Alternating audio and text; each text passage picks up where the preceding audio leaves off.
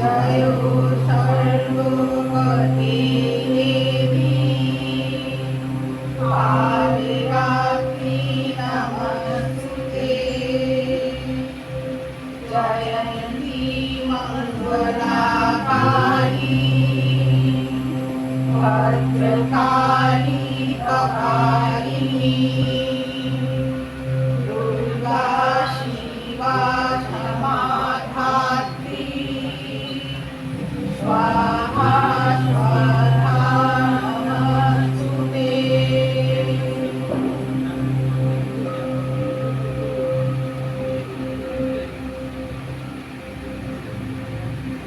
আশ্বিনের শুরু মানে আকাশে বাতাসে পুজো পুজো গন্ধ। মার্কণ্ডেয় পুরাণ মতে মহিষাসুর স্বর্গ থেকে দেবতাদের বিতাড়িত করে স্বর্গ অধিকার করলে দেবতারা ব্রহ্মার শরণাপন্ন হন। ব্রহ্মা মহাদেব ও অন্যান্য দেবতাদের নিয়ে বিষ্ণুর কাছে যান।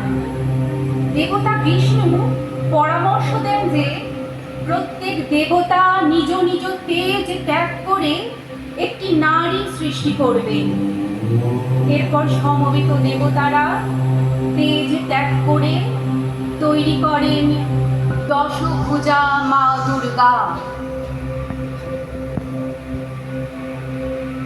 মহাদেবের তেজ থেকে তৈরি হলো সুখ, যমের তেজ থেকে চুল, বিষ্ণুর তেজে বাহু, চন্দ্রের তেজে স্তন, ইন্দ্রের তেজে কোটি দেশ, বরুণের তেজে তৈরি হলো জঙ্গা বা উরু, পৃথিবীর তেজে নিতম্ব, ব্রহ্মার তেজে পদযুগল, সূর্যের তেজে পায়ের আঙ্গুল, বসুগুণের তেজে তৈরি হাতের আঙ্গুল, কুবেরের তেজে নাসিকা, প্রজাপতির তেজে দাঁত, অগ্নির তেজে ত্রিনয়ন, সন্ধ্যার তেজে ভুরু, বায়ুর তেজে কান এবং অন্যান্য দেবদেবতার তেজে সৃষ্টি হল শিবারূপী মা দুর্গা।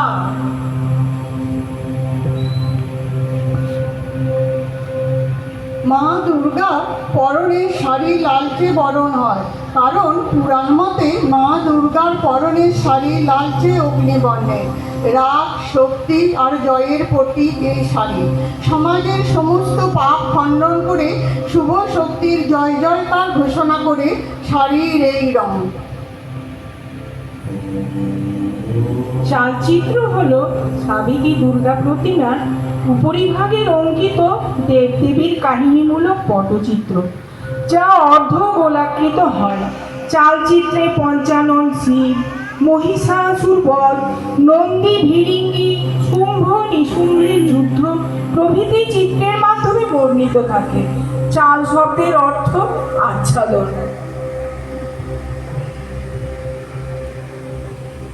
দেবী দুর্গার আগমন ও কৈলাসে নিয়ে যাওয়ার বাহন তিথি নক্ষত্রের বিচার নির্দিষ্ট হয়। শাস্ত্র অনুযায়ী সোমবার ও রবিবার দেবীর আগমন প্রত্যাগমনের বাহন হিসাবে ব্যবহৃত হয় হাতি, শনি ও মঙ্গলে ব্যবহৃত হয় ঘোড়া, বুধের যান হিসাবে ব্যবহৃত হয় নৌকা এবং বৃহস্পতি ও শুক্রের পালকি বা দোলা। এই প্রত্যেক বাহনের সাথে জড়িয়ে আছে শুভ ও অশুভ সংকেত। মা দুর্গা 10 হাত 10 দিক রক্ষা করার প্রতীক। 10 দিক হলো পূর্ব, পশ্চিম, উত্তর, দক্ষিণ, ঈশান, বায়ু, অগ্নি ও নৈঋত্য, ঊর্ধ্ব এবং অধ।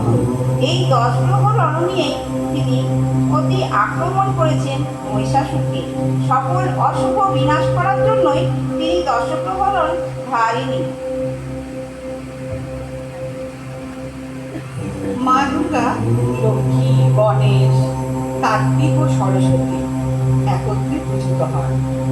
এই পুজোর মধ্য দিয়ে শক্তি, ঐশ্বর্য, জ্ঞান ও সাহসের মিলিত রূপে আরাধনা করা হয়। প্রচলিত বিশ্বাসে লক্ষ্মী, সরস্বতী, গণেশ ও কার্তিককে দেবী দুর্গার সন্তান বলা হয়। তবে শাস্ত্র মতে তারা আসলে পরমেশ্বরের ভিন্ন ভিন্ন শক্তির প্রকাশ মাত্র। কলাপহ ও নবপত্রিকা হল দেবী দুর্গারই একটি রূপ। নবপত্রিকা স্নান ও পুজোর মাধ্যমে দেবী পক্ষের সূচনা।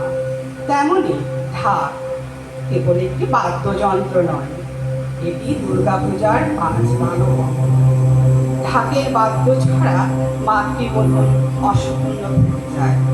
শাস্ত্রে বর্ণিত আছে, অশুভ শক্তির বিনাশ ও শুভ শক্তির সূচনা লগ্নে ঢাক, শঙ্খ, কাসর ও ঘণ্টার ধ্বনি একসাথে ধ্বনিত হয়ে আনে পবিত্রতা।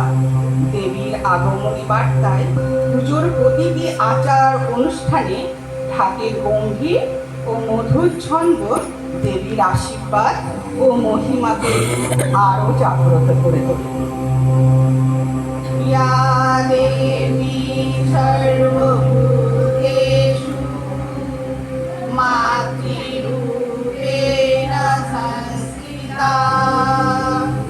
নমস্তস্যৈ নমস্তস্যৈ নমস্তস্যৈ নমো নমঃ।